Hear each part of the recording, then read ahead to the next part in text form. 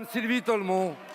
Monsieur le Président, Monsieur le Ministre de la Santé, plus d'un jour ne se passe sans que nous remontent de tous les territoires des alertes dramatiques sur un hôpital public qui se désagrège sous nos yeux.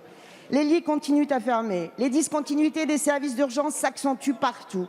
Le personnel reste tragiquement en pénurie dans tous les services. Pendant que vous répétez en boucle gestion du passif, Ségur de la santé et numerus clausus. Ce soi-disant passif nous a pourtant permis, sous le quinquennat Hollande, le retour à l'équilibre du régime général de la sécurité sociale pour la première fois depuis 2001, en ramenant le déficit de 17,5 milliards en 2012 à 400 millions en 2017. Ne l'oubliez pas. Aujourd'hui, Monsieur le Ministre, nous sommes sur le Titanic.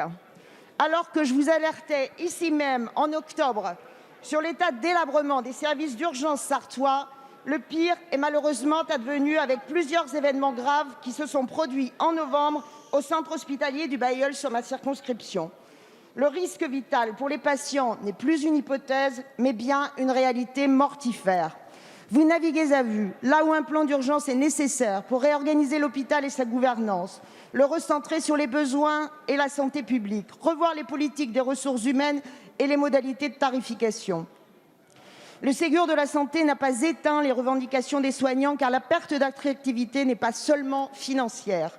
La pénurie de personnel s'étend au-delà des médecins. Où sont les infirmiers, les aides-soignants qui manquent cruellement pour faire tourner les établissements?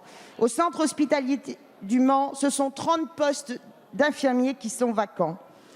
Sous le précédent quinquennat, Monsieur le Ministre, nous avions augmenté les effectifs de la fonction publique hospitalière de 43 000 postes.